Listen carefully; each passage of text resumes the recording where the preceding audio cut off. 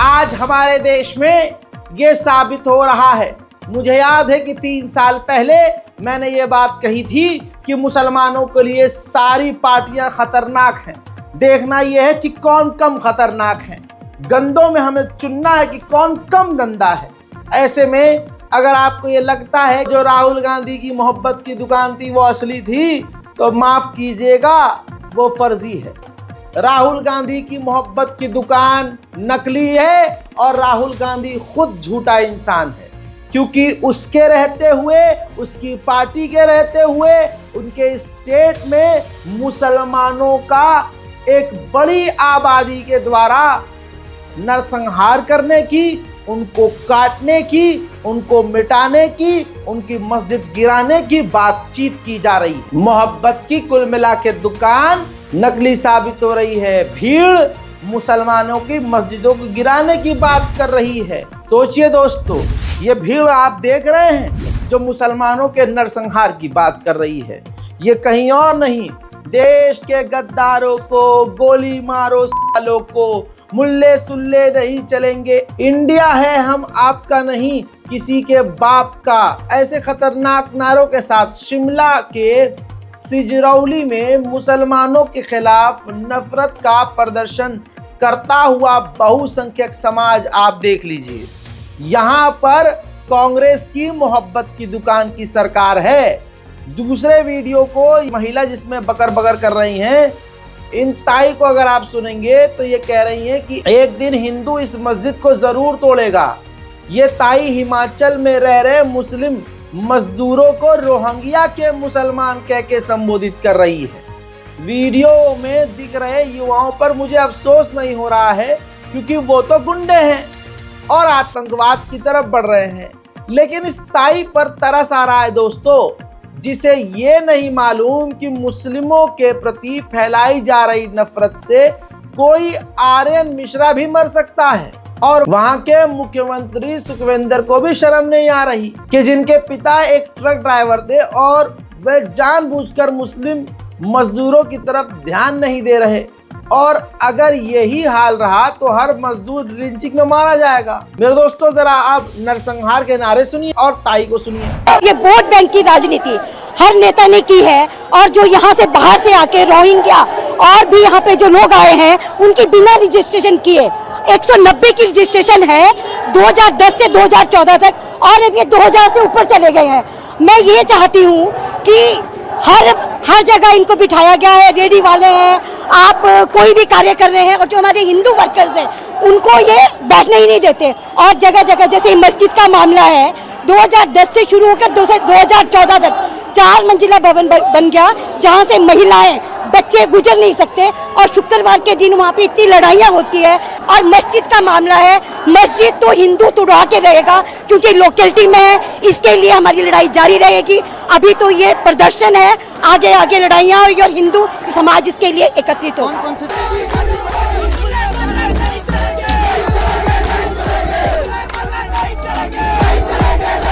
हिमाचल के शिमला में जो हो रहा है उसको हेट क्राइम कहते हैं। जरा इस बात पर तवज्जो दीजिए कि जमीन मुसलमानों ने खरीदी, वहां का तमाम डॉक्यूमेंट, जमीन का ऑफिशियल डॉक्यूमेंट मौजूद है, प्रॉपर्टी की पूरी जानकारी मौजूद है। मुसलमानों ने चंदा इकट्ठा करके मस्जिद खरीदी, मस्जिद मुसलमानों ने अपने पैसे से बनाई। उस मस्जिद के अंदर नमाज पढ़ने के लिए मुसलमानों ने मेहनत करी। तकलीफ और पेट में मरोड़ बहुसंख्यक समाज को हो रही है, आप समझ रहे हैं। और मुसलमान, मैं ऐसी बातें बोलता हूं तो कहते हैं यार तुम भड़काते हो। अरे भड़का नहीं रहा, जो हो रहा है मेरी जान वही दिखा रहा हूं। अब आप सोच के देखिए कि कितनी बड़ी रैली निकाली जा रही है और उसी शिमला में मुसलमानों के खिलाफ घटियापन के नारे लगाए जा रहे हैं और शासन प्रशासन चुपचाप देख रहा है। और मजेदार बात यह है कि वहां कांग्रेस की सरकार है, वहां मोहब्बत की दुकान है। तो यानी बहुत सारे दुकानदार जो होते हैं, आपने देखा होगा, फ्रॉडियो होते हैं, झूठे होते हैं, फ्रॉड करते हैं। तो ये भी जो मोहब्बत की राहुल गांधी की दुकान है, ये भी मुसलमानों से फ्रॉड कर रही है।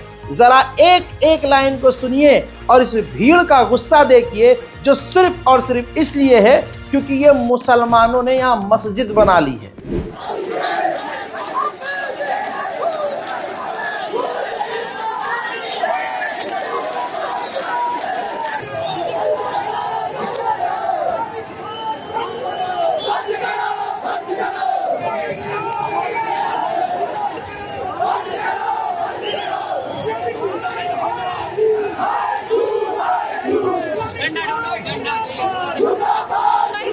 एड़ी चोटी का जोर लगाकर कोशिश की जा रही है कि दंगा कर दिया जाए। मुसलमानों की वो लीगल मस्जिद है, लेकिन अगर हिंदू समुदाय उसको इलीगल बोल रहा है तो स्क्रीन रिकॉर्डिंग के जरिए सिर्फ और सिर्फ आपको ये दिखाने की कोशिश कर रहा हूं कि गोदी मीडिया किस तरह से बहुसंख्यक द्वारा लगाई गई आग में घी डाल रहा है। जी न्यूज खुद ही लिख रहा है कि हिमाचल में हिंदुओं का हल्ला बोल। इस लाइन से वो हिंदुओं को और प्रोत्साहित कर रहा है। अगली लाइन में कह रहा है अवैध मस्जिद ढाने की मांग। अब जी न्यूज के बाप से पूछो कि तेरे बाप की जमीन पर कब्जा किया मुसलमानों ने या तेरी माँ की जमीन पर कब्जा किया मुसलमानों ने। इस चैनल से ये पूछा जाए कि अबे लिबरांडस झंडाजस तू ये तो बता चिमगांडू कि तेरी जमीन पर कब्जा किया है जो तू अवैध बोल रहा है। अभी न उस पर केस हुआ है न कोर्ट ने कोई फैसला सुनाया है, तो तुम कौन खेत की मूली होते हो अवैध बताने के लिए। वो तो नफरती चिंटू है, बेरोजगार है और उन्हें मोदी ने रखा बेरोजगार इसलिए ताकि मोदी से वो सवाल ना कर सके कि मोदी जी आपने कहा था कि 40 दिन में अगर देश की दशा बदल दूं चौराहे पे फांसी दे देना, ये 56 इंच की छाती है देश बदल दूंगा। लोग सवाल ना कर लें, हिंदू उनसे रोजगार न मांग ले। मोदी जी ने उनसे कहा था काला धन वापस लाख है, सबका अकाउंट में 15 लाख रुपए। हिंदू उनसे 15 लाख रुपए न मांग ले, इसलिए वो हिंदुओं को छूट दे रहे हैं कि करो जो करना है। लेकिन गोदी मीडिया का सवाल यह है जो मोदी के फेंके हुए टुकड़ों को लपक के अपनी जिंदगी गुजार रहे हैं कि तुम्हें कैसे वो अवैध लग रही है जमीन, अवैध मस्जिद कैसे लग रही है। तुम्हें कभी मंदिर अवैध नहीं लगता लेकिन मस्जिद अवैध लगती है। मंदिर इसलिए अवैध नहीं लगता मित्रों क्योंकि मुसलमानों को कोई दिक्कत नहीं है तुम बीच रोड पर मंदिर बनाओ, क्योंकि मुसलमान दूसरे धर्म की पूरी तरह से आस्था रखता है, पूरी तरह से उसकी इज्जत करता है, धार्मिक भावना आहत नहीं करता।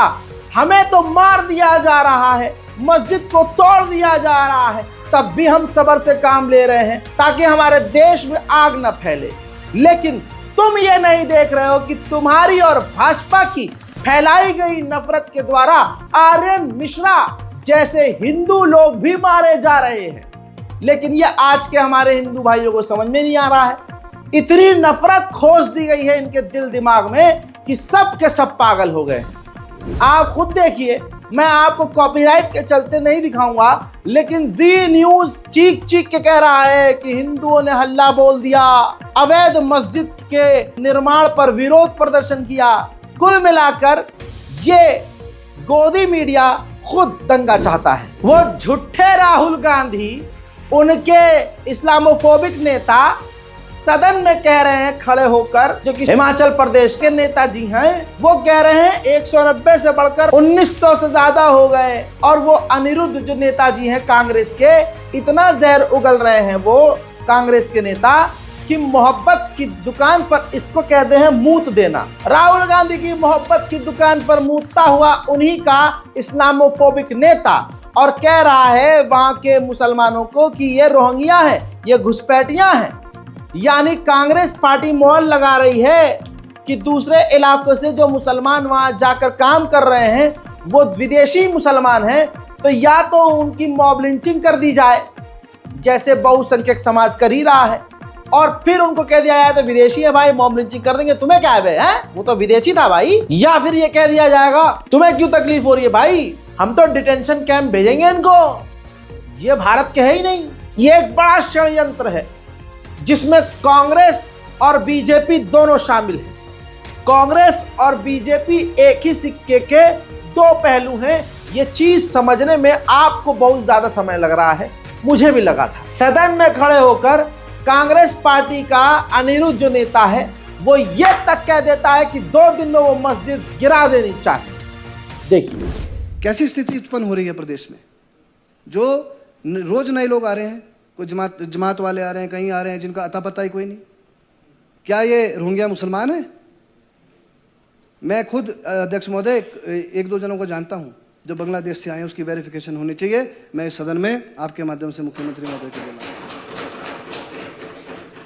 अभी इस स्थिति में 190 का उल्लेख किया गया यहाँ पे, 190 लोग हैं जो रजिस्टर्ड है। तो 1900 कैसे हो गए सर?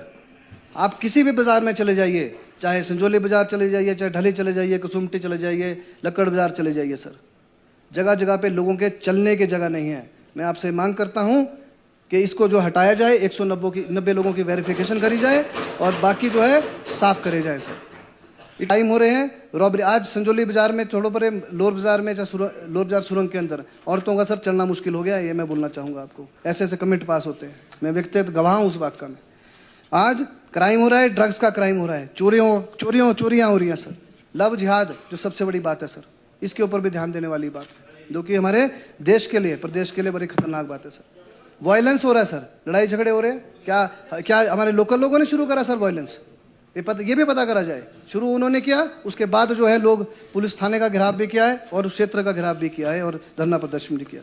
डोमेस्टिक वायलेंस सर, ये भी, इसको भी कंसिडरेशन में रखा जाए। मुख्यमंत्री राहुल गांधी इस नेता की वजह से झूठा साबित हो जाएगा, किसी ने सोचा भी नहीं था।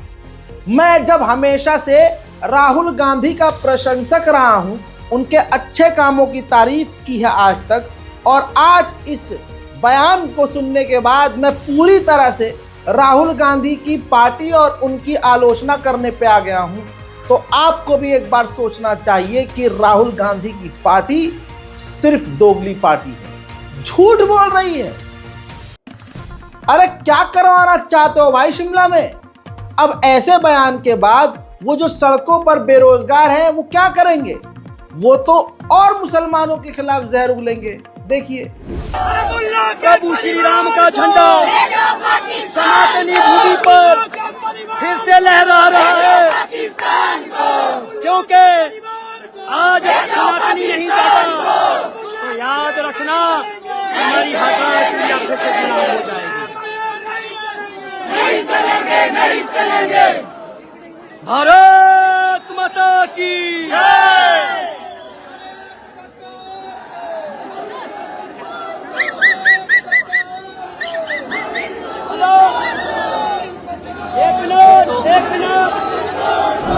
अब कांग्रेस पार्टी के नेता ने कह दिया कि 2 दिन में वो मस्जिद गिर जानी चाहिए।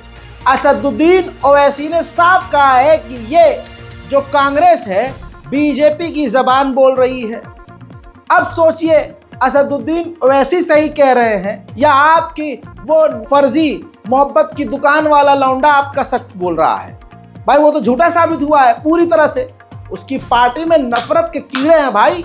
ये जो भीड़ है जो लगातार मुसलमानों के कत्ल की साजिश रच रही है और बहाने तलाश करती है, इस फैलाई हुई भाजपा के नफरत में हिंदू भी लपेटे में आ रहे हैं और शुरू हो चुका है। हमारे देश का एक नौजवान आर्यन मिश्रा मारा गया। ये भी खबर हाईलाइट इसलिए हुई क्योंकि वो हिंदू था बेचारा। तकलीफ मोदी सरकार, तकलीफ बहुसंख्यक, तकलीफ गोदी मीडिया को यही है कि वो आर्यन मिश्रा था। आप समझ रहे हो? अरसलान मोहसिन होता तो ये खबर न बनती। लेकिन आर्यन मिश्रा से भी मिलने के लिए बड़ी बड़ी पार्टी का कोई नेता गया हो या ना गया हो, लेकिन असदुद्दीन ओवैसी के पार्टी के लोग पहुंच गए। डॉक्टर शोएब जमाई और उनके साथी उनके पास पहुंच गए। उनके पिता से उन्होंने मुलाकात करी और जिस तरह से उनके पिता को डॉक्टर शोएब जमाई गले लगा रहे हैं और जैसे मिश्रा जी डॉक्टर जमाई को गले लगा रहे हैं, यही असल हिंदुस्तान है, यह मोहब्बत वाला हिंदुस्तान है। लेकिन दोस्तों, अफसोस आज का हिंदू समुदाय इस चीज को क्यों नहीं समझ पा रहा है। मोदी जी के चाहने वाले इस चीज को क्यों नहीं समझ पा रहे हैं कि जिस तरह की राजनीति मोदी सरकार कर रही है, वो सिर्फ मुसलमानों के लिए नहीं बल्कि आपके लिए ज्यादा खतरनाक है। जैसे आपको बता दूं कि आर्यन मिश्रा जी के पिता ने खुद एक पत्रकार से कहा कि नहीं, कातिलों ने मुझसे जो बात कही है मैं वो बता नहीं सकता। गारंटी लोगे तुम? बात सटीक कर रहा है अगला इंसान। दिल पर जब चोट पहुंची, अपना जब नुकसान हुआ, तो एक हिंदू सटीक बात बोल रहा है। मिश्रा जी कहते हैं इंदिरा गांधी की कोई गारंटी नहीं ले सका, मेरी क्या कोई लेगा? मैं अगर बोल दूंगा तो क्या गारंटी है कि मुझे गोली नहीं मारी जाएगी और मेरे परिवार को? यानी कुछ ऐसा है जो उस हिंदूवादी संगठन के कातिल आतंकवादियों ने मिश्रा जी को बताया है, जिसकी वजह से अगर वो बता दें तो उनको ही कत्ल कर दिया जाएगा। तो ऐसा मुसलमानों के खिलाफ कौन सा षड्यंत्र रचा जा चुका है, सुनिए। अच्छा, अनिल कौशिक ने कहा कि मुस्लिम में समझ लिया था लड़के को। बाबूजी मत कहलवाओ मेरे सब कुछ, अब कब मुख से निकल जाए। बहुत कहानी है इसमें बाबूजी, कृपा कर लो। अगर वो कहानी बाहर आ जाएगी तो क्या होगा? पूरे हिंदुस्तान में लड़ाई ठन जाए, महायुद्ध ठन जाएगा। मतलब ऐसा कुछ बड़ा गिरोह है कुछ बात। अगर कोई गलत कर रहा है तो उसको सामने लाना चाहिए। सामने कैसे लाऊं? कोई गारंटी ले, पूरी लिख के दे मेरे को कि मेरे बच्चों को मुझे गोली नहीं मारी जाएगी। अच्छा, अगर आप ये जानकारी सामने लाएंगे तो? हाँ बोलो, कोई देगा लिख के? लेगी गारंटी कोई? जब इंदिरा गांधी गारंटी कोई नहीं ले पाया, गोली मार दी गई, तो हमारी गारंटी कौन लेगा? आर्यन मिश्रा के जो कातिल हैं उनका कनेक्शन पुलिस अधिकारियों से बहुत करीबी है। जितने भी गौ रक्षक के नाम पर आतंकी संगठन हैं, ये बीजेपी के नेताओं के साथ और सीनियर अधिकारियों के साथ, पुलिस प्रशासन के साथ उठते बैठते हैं। लल्लन टॉप की इस रिपोर्ट को देख लीजिए। लाल घेरे में जो इंसान आपको नजर आ रहा है, ये आर्यन मिश्रा का कातिल है। पुलिस के संपर्क में रहा है आर्यन की हत्या का आरोपी अनिल कौशिक। एक एक बात जान लीजिए, लल्लन टॉप की रिपोर्ट जाकर पढ़ लीजिए। रिपोर्ट में खुलासा हुआ है कि नेताओं के साथ और पुलिस प्रशासन के साथ इसका इतना गहरा संबंध है कि कई बार ये पुलिस के लिए कोर्ट में गवाही देने के लिए पुलिस का गवाह बना है, और वो आर्यन मिश्रा का कातिल है। अरे मेरे हिंदू भाइयों, मेरे देश के सनातनियों, हाथ जोड़कर निवेदन है, इस नफरत से बाहर आ जाओ। अब ये नफरत की आंच तुम्हें भी सुलगा रही है। मेहरबानी करके मोहब्बत से जीना सीखो, मोहब्बत करो। भगवान श्री राम ने मार काट नहीं सिखाया है, शिव शंभु ने, हनुमान जी ने, गणेश जी ने आपको मार काट नहीं सिखाया है, दूसरे के दर्द को हरण करना सिखाया है। लेकिन आप क्या कर रहे हैं इनके नाम पे? शर्म आनी चाहिए। उधर चंद रोज पहले मैंने बताया था कि हरियाणा में साबिर नाम के एक व्यक्ति को, मजदूर को मार मार कर हिंदूवादी लोगों ने कत्ल कर दिया। मोदी सरकार कुछ करेगी क्या? मोदी सरकार ही तो ये करवा रही है, वरना अगर मोदी जी ये नहीं करवा रहे हैं तो चोंच खुलती क्यों नहीं है? अरे चोंच खुले और बोले कि हिंदू जितने भी समाज के लोग हैं ये समझ लें कि मुसलमान हमारे भाई हैं, हम सबको मिलकर रहना होगा, और अगर किसी ने भी अल्पसंख्यकों पर हमला किया तो कार्रवाई की जाएगी। लेकिन ऐसा मोदी जी बोल नहीं रहे, तो मजलूम तो मारा जा रहा है, मजलूम के मदद के लिए आगे कौन आ रहा है? हजरत मोहतरम, उस मारे गए शहीद साबिर मलिक की विधवा को, यानी उनकी पत्नी को, मारे गए साबिर मलिक की पत्नी को पश्चिम बंगाल सरकार ने, ममता बनर्जी की सरकार ने नौकरी दी। ऐसा काम कोई और छोड़िए मोदी जी की पार्टी करे तो मुझे बताइए। मौलाना तौकीर रजा को आपको सुनना और समझना चाहिए। मौलाना तौकीर रजा कह रहे हैं कि अगर मैंने बजरंग दल, विश्व हिंदू परिषद को आतंकवादी संगठन कहा है तो ये मैंने गलत कब कहा है?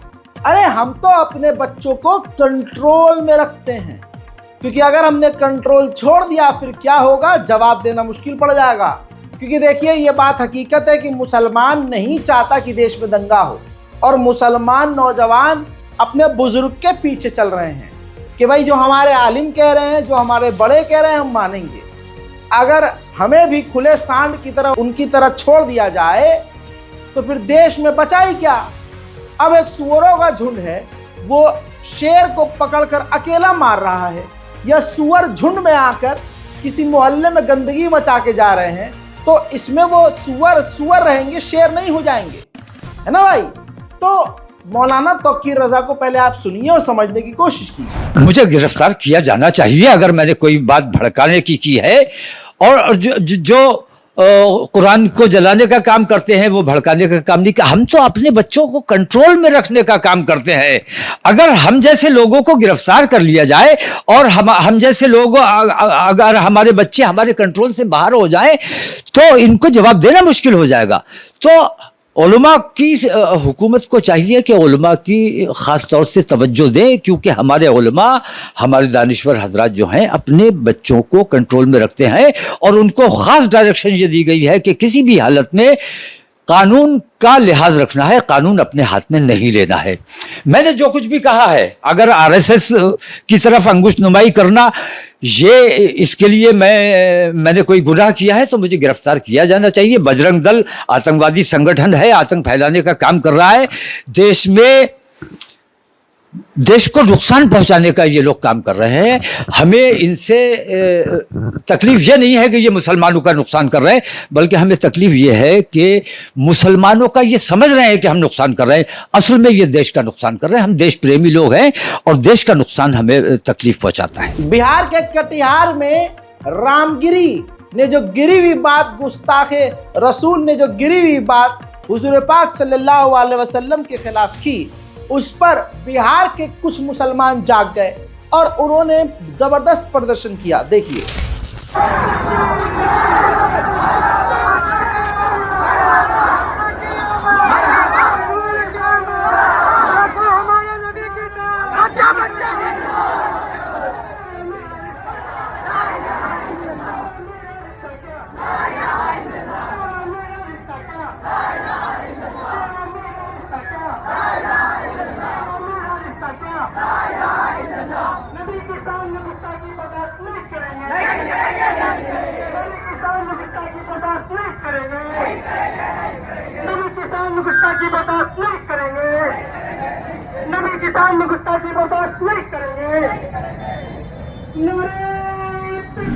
अब इस पर मैं कुछ कहूंगा तो लोग कहेंगे कि भाई तो भड़काते हैं। अरे भाई, हुजूर पाक सल्लल्लाहु अलैहि वसल्लम के खिलाफ कोई जहर उगल दे और आप प्रदर्शन तक न करो।